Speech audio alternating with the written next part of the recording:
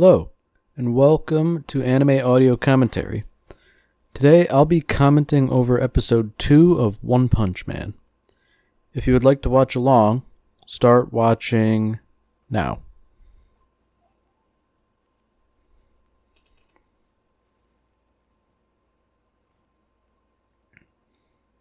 So, the last episode ended with a sort of, I guess a little bit of a cliffhanger with an as yet unintroduced character examining a bunch of cows that appear to have been, I guess, dehydrated severely. They were a bunch of emaciated corpses. So Saitama's just going about his daily life, and apparently there's a big mosquito outbreak going on. So all these things are apparently related.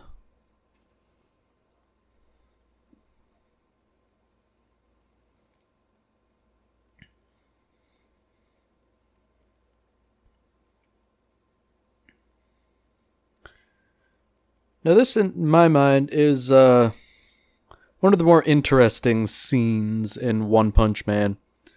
Because despite his immense power, Saitama struggles to swat a single mosquito.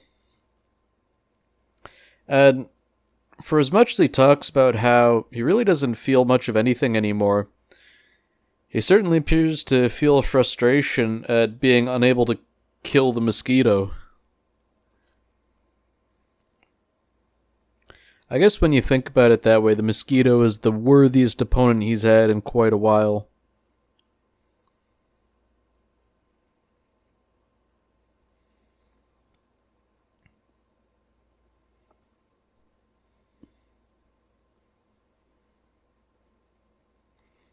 So we have an emergency broadcast here, and I think this is the first mention of the different threat levels, with this being classified as a threat level demon. And of the 4 threat levels in the anime, that's like second lowest, I believe.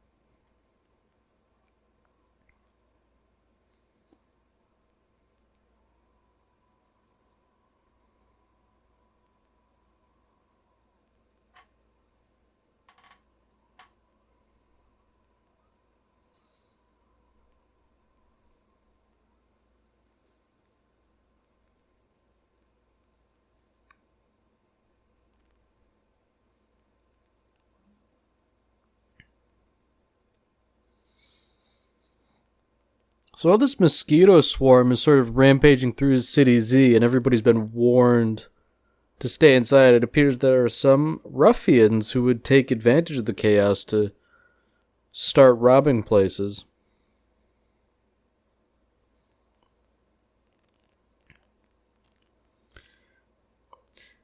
Now, I feel that this scene is specifically there to sort of show the danger of what constitutes a demon-level threat.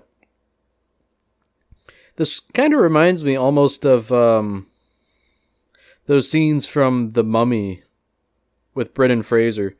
You know, those scarab beetles that would devour people. Pretty gnarly way to die. So, considering how those mosquitoes literally drained that guy to a shriveled husk, they certainly aren't anything to be negligent about.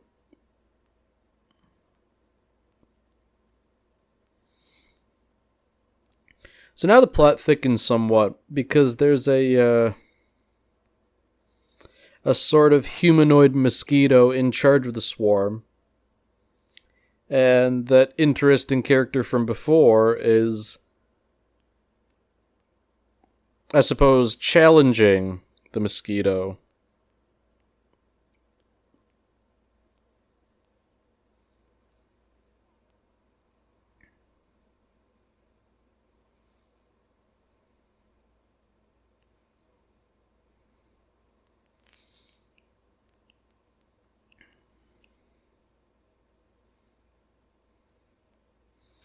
So right off the bat, this guy is highly mechanical in nature, so he seems to be a pretty good matchup against these mosquitoes.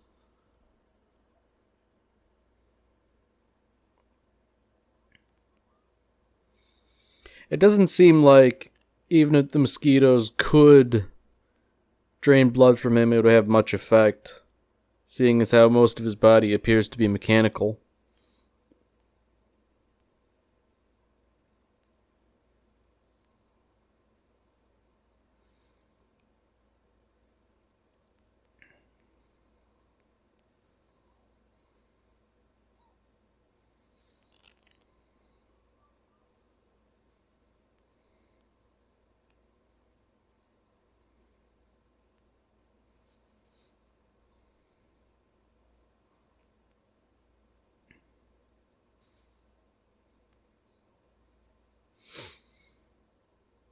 So as well off as he was against the regular swarms of mosquitoes, he's not faring too well against the humanoid mosquito monster.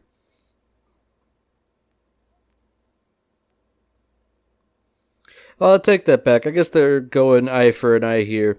He lost an arm, but in turn, he tore off her legs below the knee.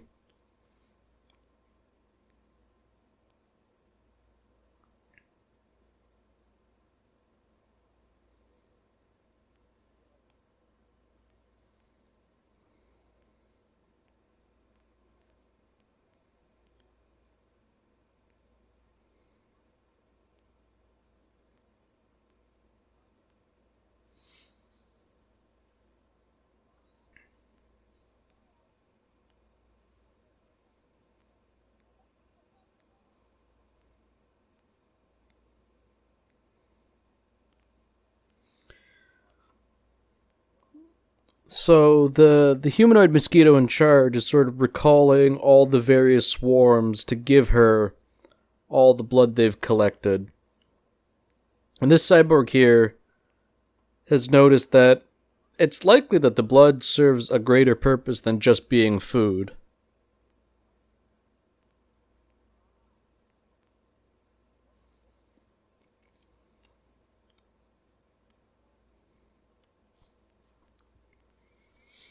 So Saitama shows up, and he doesn't really grasp the gravity of the situation.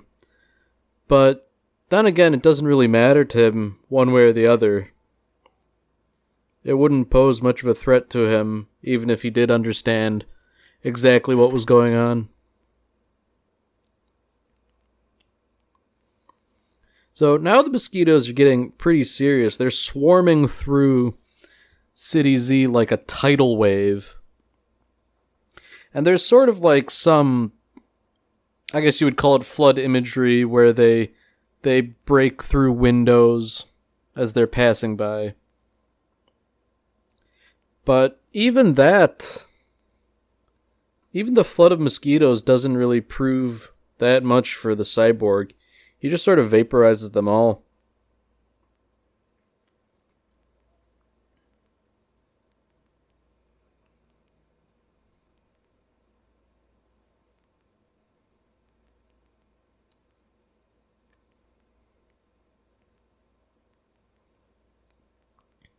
So Saitama shows off his superhuman durability by being caught in that firestorm. Hardly even singed, except for his clothes, which have been incinerated utterly. So, despite all of that, the humanoid mosquito She appears no worse for wear, and after having had all the blood deposited, she's regrown her legs. And considering she can now cut straight through buildings, things aren't looking good for the cyborg.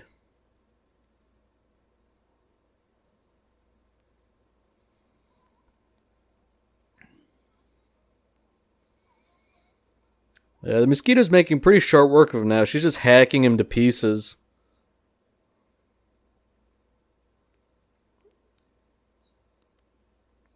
I guess it's kind of a testament to how tough he is considering he's still alive despite being in so many pieces. But that said, he's really not in good shape.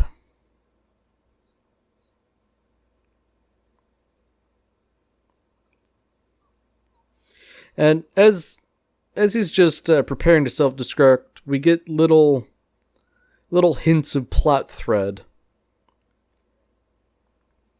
Of course, Saitama doesn't care very much for any of that, and he just sort of squashes the big mosquito and splatters her all across the building. That's some of the nice comedic timing that I really like about One Punch Man. The cyborg was making it all serious about how, man, sure sucks that I'm about to die, but all I can do is self-destruct. And Saitama just swats the mosquito like the insect it is.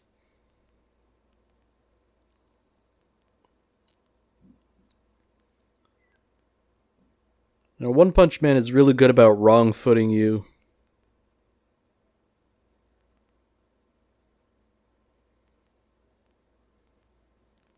So now we have the cyborg again, and he clearly feels indebted to Saitama. He calls him sensei or master. And Saitama tells him, you don't have to do that, but Genos, he just doesn't care. He's not taking no for an answer.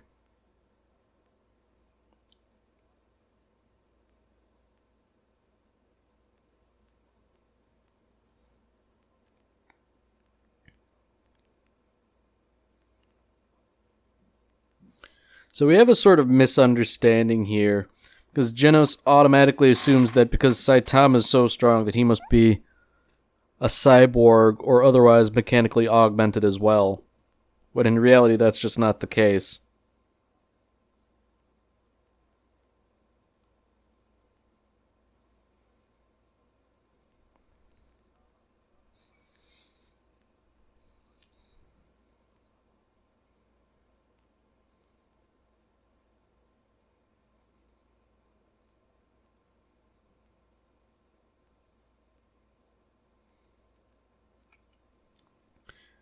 So Genos is sort of giving his sad backstory about how he came to be. Saitama wasn't too interested in him to begin with, so I'd imagine he doesn't really care now.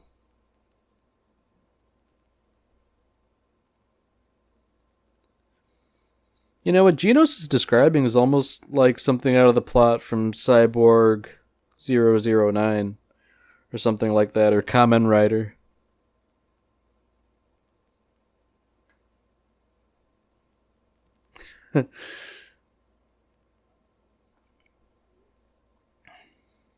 Genos just keeps on going and going and going, and Saitama just can't make himself care about it.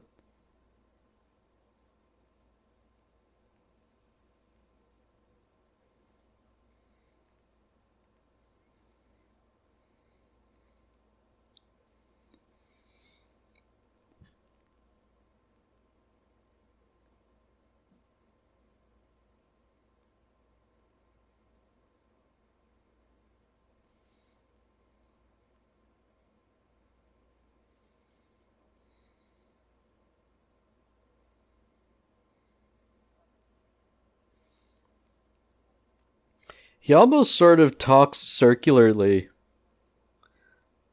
Like, he just keeps going around and around, hitting on the same points over and over again.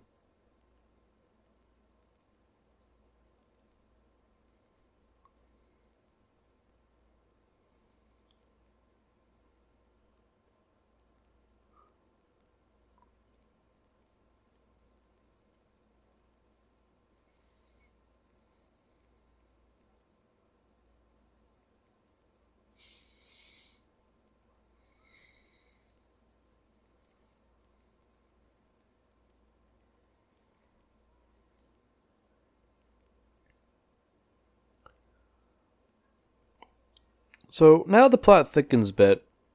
We sort of go over to this, I guess, scientist of sorts, and he mentions that Mosquito Girl was merely a prototype. So it sounds like there are very likely other monsters here, and all of them would be stronger than Mosquito Girl was, which bodes poorly for Genos, but it probably doesn't matter to Saitama at all.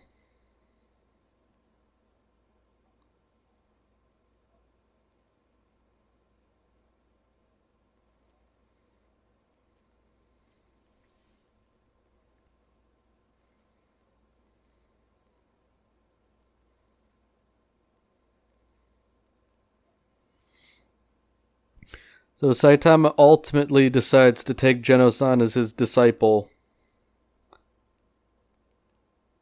But before he can give him the scoop on what training would entail, a monster barges into Saitama's house, only to be immediately and horrifically killed.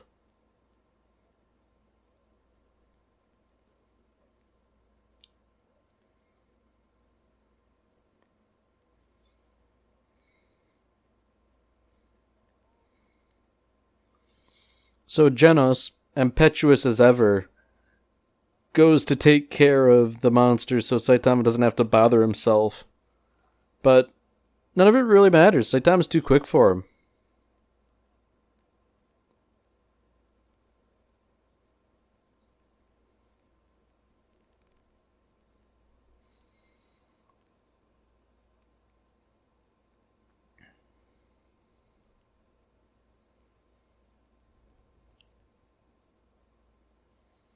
So ultimately, there's about half a dozen monsters here, one of which appears to be a cyborg, thus triggering Genos.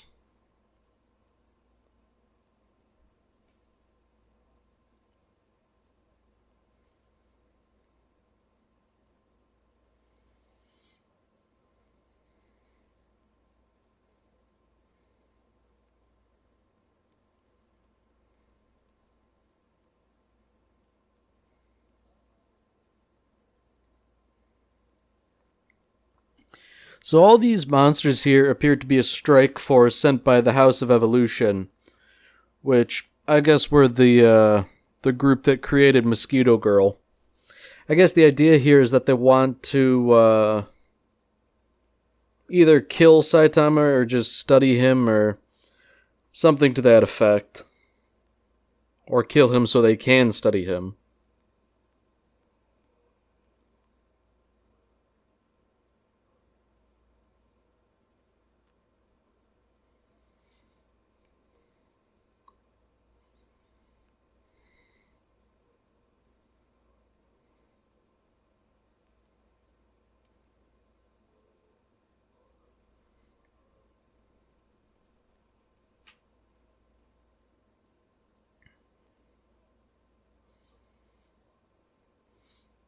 So as this giant lion monster approaches Saitama, his nonchalance irritates it.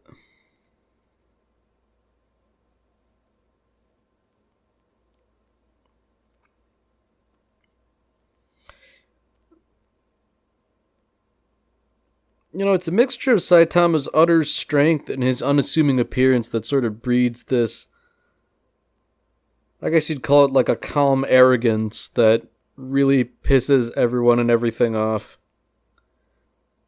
Because he knows he can beat anything up, but he doesn't look like he can. And much more imposing looking things take offense.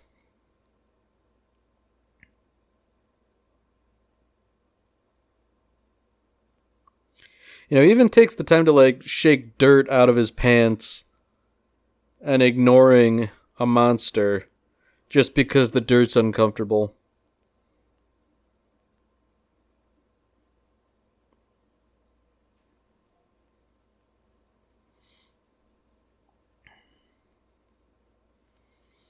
So the Beast King starts rampaging and destroying things, but none of it matters. He's not fast enough to hit Saitama.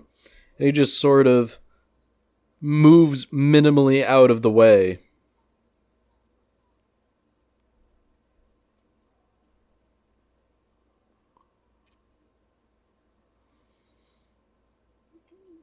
I like the slow motion here because it shows the utter nonchalance of Saitama dodging what would otherwise be an impressive attack. And conversely, Saitama counters with his own special technique, consecutive normal punches. And once again, his punches are so potent that it utterly destroys the upper torso of the Beast King.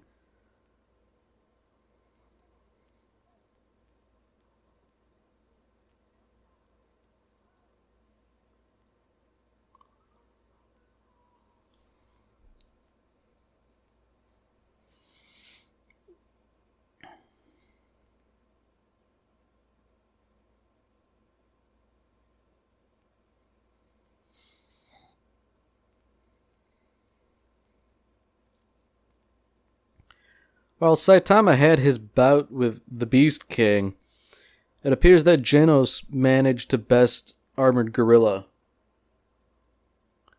Which is, I guess, a point in his favor, considering how he got utterly trounced by Mosquito Girl.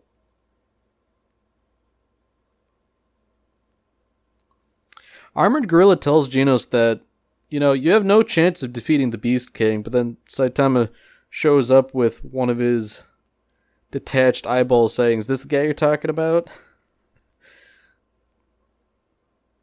It immediately forces a change in attitude in the Armored Gorilla.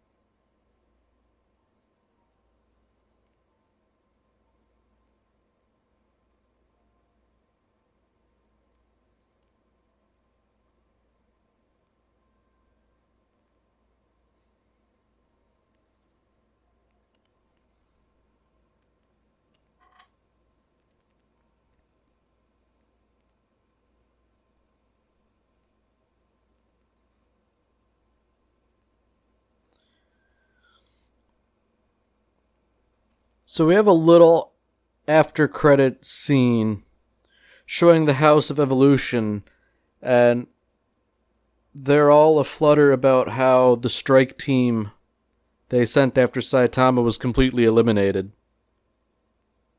And interestingly, they all appear to be clones of the same person. So, according to this trailer, the next episode will, I guess, continue the conflict with the House of Evolution.